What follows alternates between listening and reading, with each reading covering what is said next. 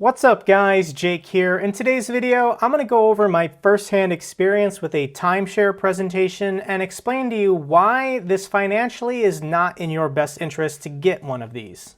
I recently got back from Las Vegas, which is where my presentation occurred, and I had a 3-night stay at this resort. And in order to do this, you have to put down a $199 deposit. This is for 3 free nights at their resort, and then when you attend the presentation, they give you your money back. And I actually signed up for this presentation like 2 years ago, and they were so desperate to get me to come that they offered me a $100 incentive to book the presentation this week. So I got my $199 deposit back plus an additional $100, and spoilers, I did not buy a timeshare. And the presentation that I was given actually wasn't what I was expecting. When you think of the timeshare model, this was popular or used a lot in the 1990s and 2000s, but I feel like most people now know somebody who has had a bad experience with a timeshare, so the entire industry right now is trying to rebrand and come up with what is next. So timeshares are not good because they're not investments, they're not easily sold or resold, they're hard to rent out. If you finance it, it's hard to refinance the loan amount. Hard to book when you want, there's lots of unexpected fees that keep going up every year. So for that reason, the word timeshare is now associated with scam. People don't want to do timeshares. So what are they selling these days? Well, for this particular company, they're selling something called vacation ownership. That is the new word for it, vacation ownership. I, of course, can't speak to the experiences that other people have had with other timeshare or vacation ownership companies. All I can speak to is my personal experience with Holiday Inn Club Vacations, and I want to be fair. I want to be fair to this company because they did treat me well. But I will say that prior to this presentation, they didn't send me anything to look at. If you want to actually sell someone something, and it's a good deal, it's a win-win for both the buyer and the seller, then you're going to get the contract. They're going to get the numbers in front of the individual. But prior to the meeting, I didn't receive anything. During the meeting, they didn't give me anything. There were no brochures, there were no handouts, there was no sample contract, there was no trifold explaining my options. They didn't give me anything to write on or take notes with during the meeting either. Additionally, after I said no and walked out, there's been no follow-up. I haven't gotten an email saying, hey, if you change your mind, here's the contract that we offered you with the fine details. If you want to think it over, it's still a good deal. They're not doing that. They know if they don't sell you in the meeting, they're not going to get you at all. So it's a one and done. They're not even trying to get my business anymore. And in this meeting, they're going to give you a sales pitch from the school of Dale Carnegie. If you've never read How to Win Friends and Influence People, this book's like 80, 90 years old. It's a must read. And I've read this book, so I'm fully aware of the sales tactics that these timeshare salesmen are trying to use on me. Anybody in business or sales is trained how to speak to people when selling something, but timeshare salesmen take it to another level. So from the 3 fundamental techniques in handling people, principle 3 is arouse in the other person an eager want. That's what the whole timeshare pitch is about. It's about convincing you that you want this, that this is something you didn't know you want, but now that you've been presented the information, you want it. From the 6 ways to make people like you, principle 1, become genuinely interested in the other person. I really liked my sales rep. I spent 2 hours with her. We were talking the entire time. I felt like she was a good person.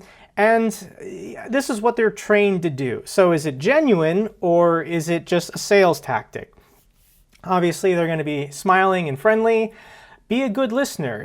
Encourage others to talk about themselves. She asked lots of questions that were open-ended so that if I wanted to speak about myself or my trip to Las Vegas, she was happy to hear.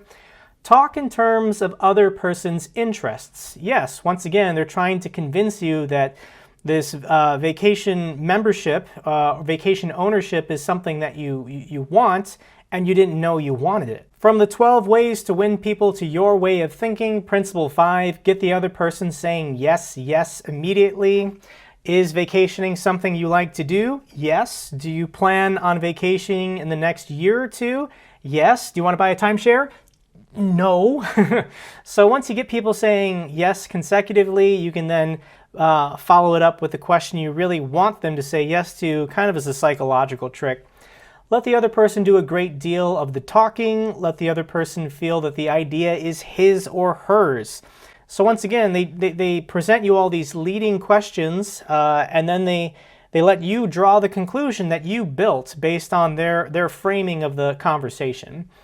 Appeal to the nobler motives. You know, it's all about, hey, if you have this timeshare, this vacation package every year, think about your family and friends. You're going to be the go-to person, you know, making the cool vacations happen for everybody. Won't you be so loved and popular and cool? Principle 11, dramatize your ideas. It was all about visualizing. Don't think of the price. Visualize all the great time and great memories you'll be forming if you just sign up for the package. So this is from their website. Most of these images I'm going to show you is directly from their website. What is vacation ownership? Simply put, vacation ownership helps you commit to vacationing more often with your family. I think that's a weird way to phrase forced vacation. Commit to vacationing. You're basically prepaying for vacation accommodations for years to come with the savings of locking in today's rate. How does vacation ownership work? Owning a timeshare used to mean having a fixed week at one specific resort. Nowadays, vacation ownership is much more flexible with points-based programs. How do points work? You purchase a real estate interest which provides you with annual points to apply to your vacations. How many points you'll need for each adventure will depend on when and where you travel and what type of accommodations you stay at. I will say that I am impressed with Holiday Inn Vacation Club's assortment of resorts. They have 28 across the United States.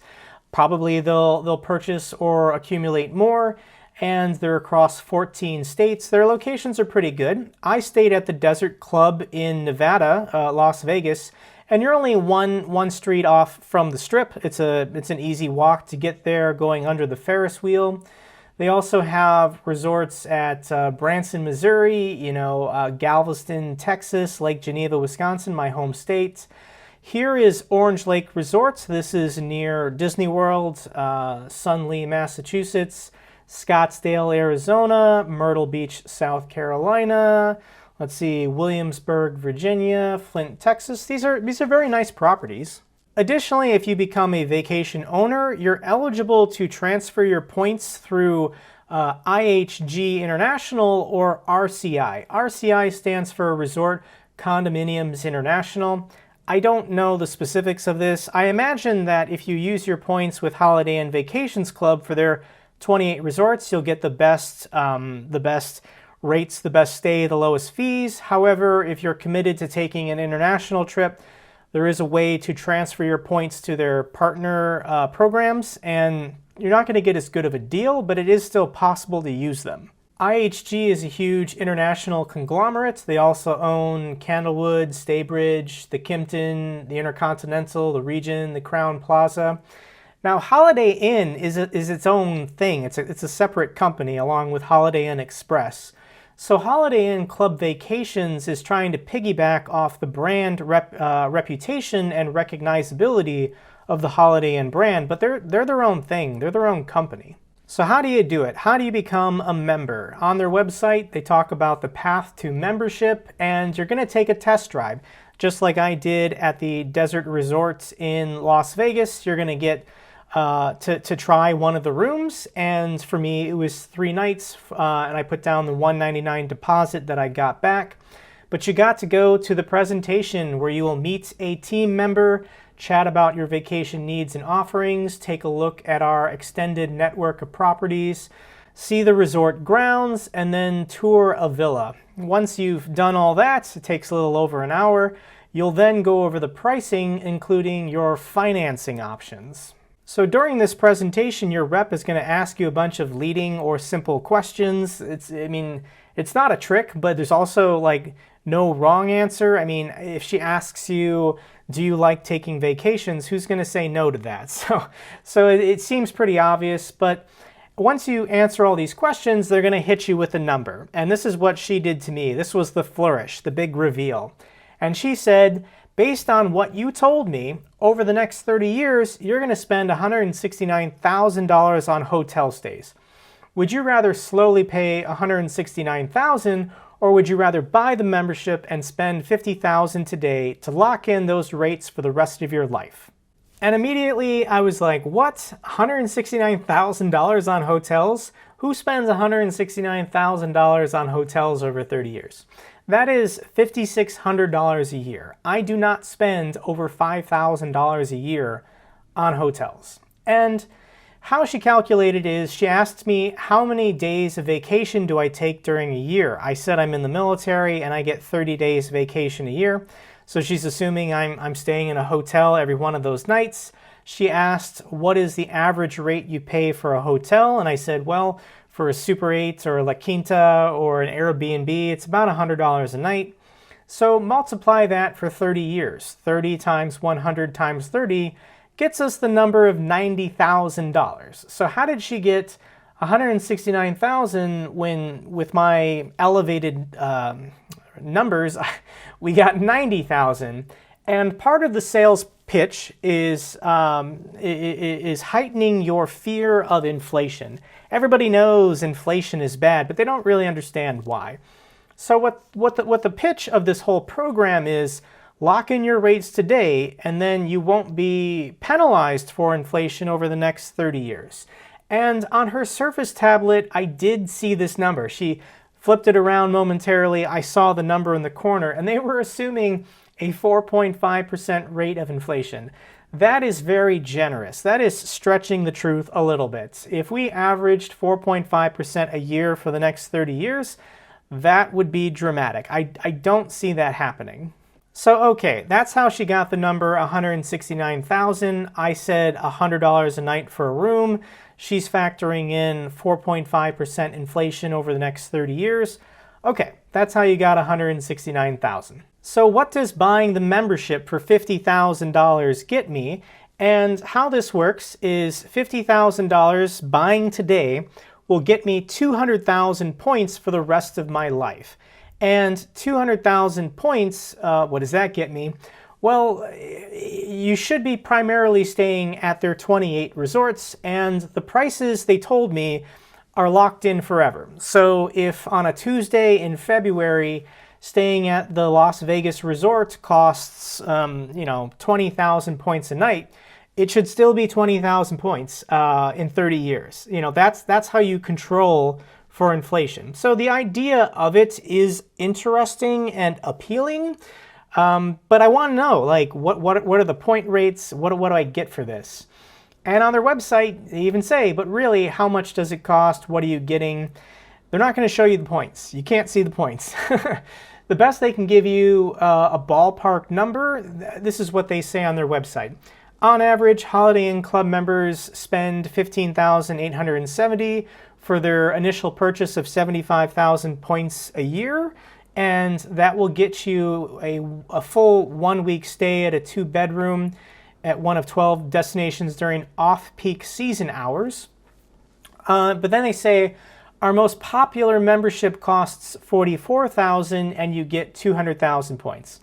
So I will say that, when I'm saying no, I'm not going to buy this, they did lower it down to $40,000 for the $40,000 for the 200,000 points. So I wasn't going to actually pay. I wasn't actually going to pay the $50,000. I was going to pay $40,000. But we're still gonna think about, what does 200,000 points give us?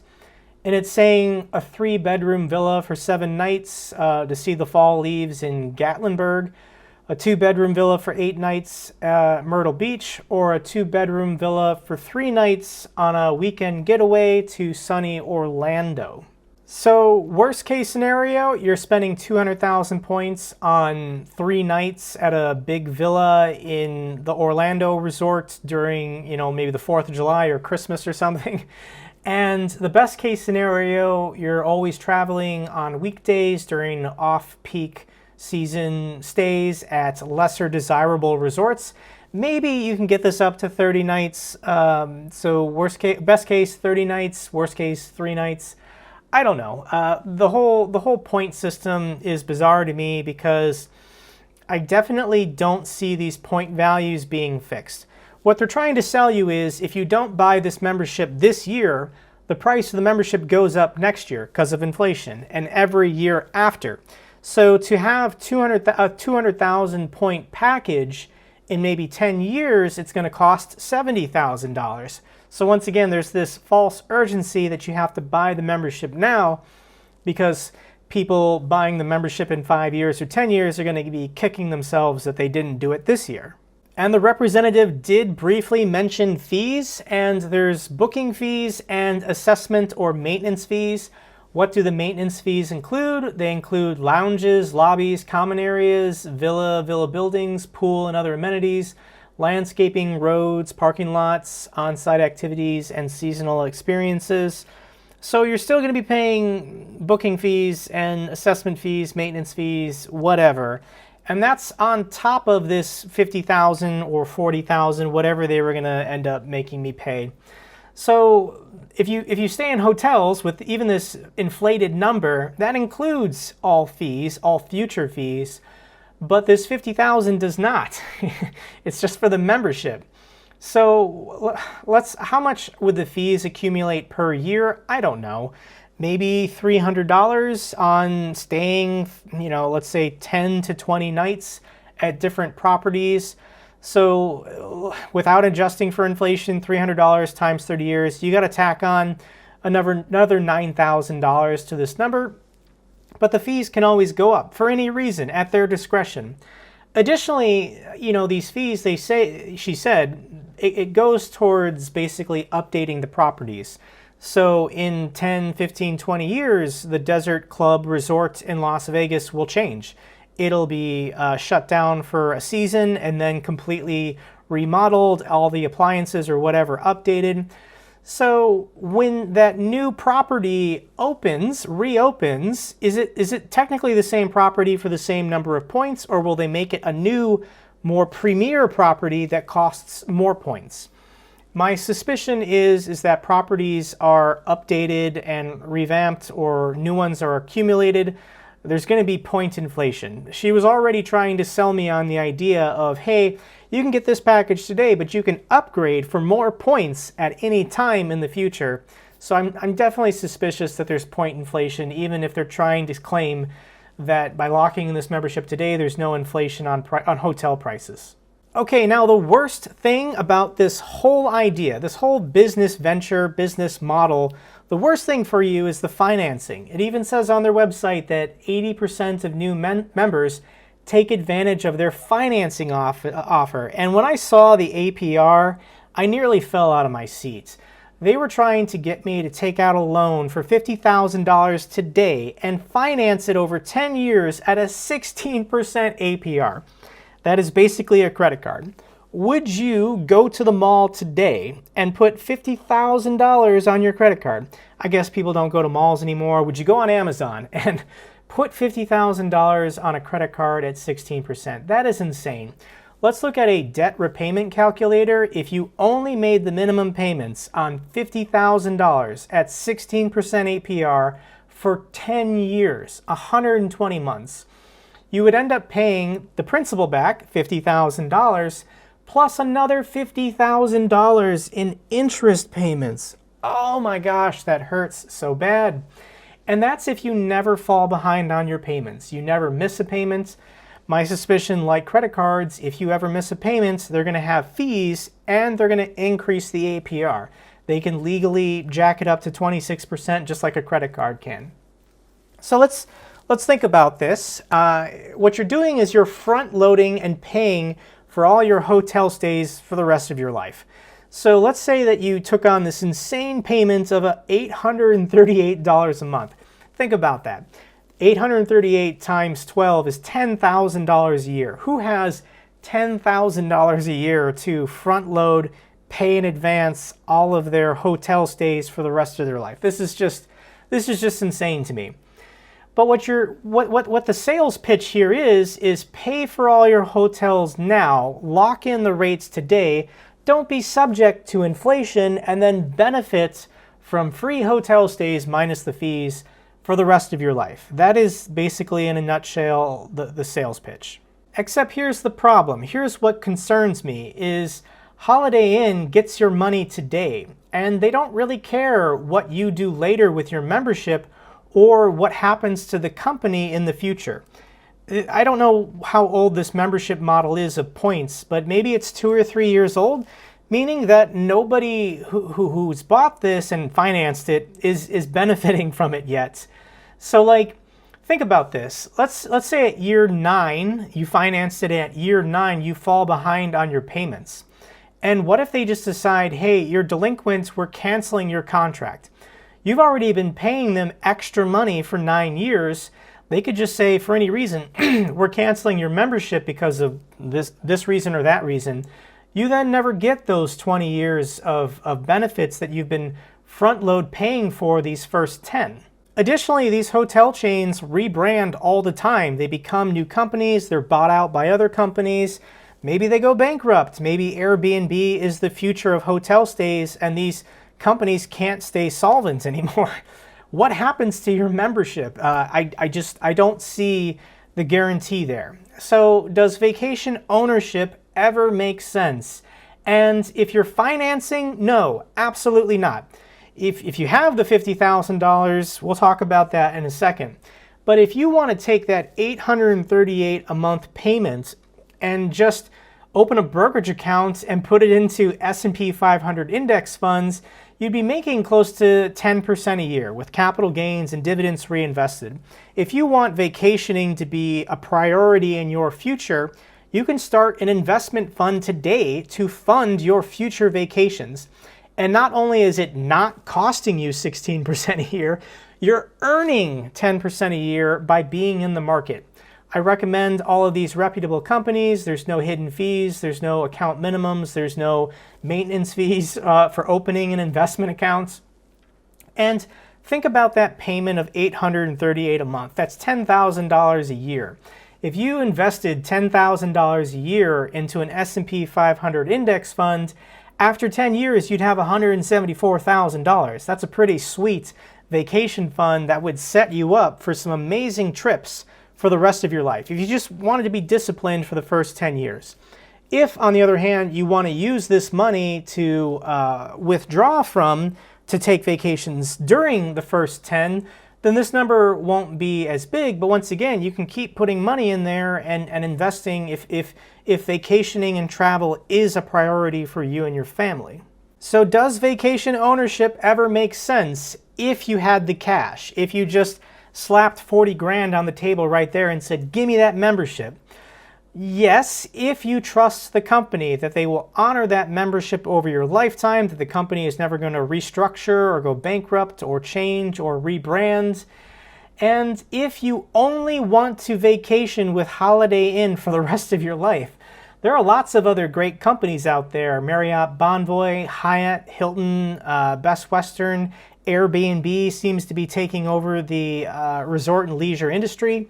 Additionally, what if you just want to buy an RV and go camping? Like, you can't do that. If you pay for this membership, it's use or lose. Like, you're paying for it, you have to use it, and it just eliminates all these other options available to you. Okay guys, if you enjoyed this video, give me a thumbs up so the algorithm knows it's good. If you haven't already subscribed to my channel, consider subscribing. I talk about finance and investing topics. If you have any questions or comments, leave me one down below. I know there are going to be people who are members to these programs and they're very satisfied. They're very happy with their membership. If that's you, don't worry about it. You know, I'm just giving my opinion, and I think about the world maybe a little bit differently from an analytical, mathematical investing perspective. But if you're happy with the service you're getting, don't worry about it. Till the next video, take care.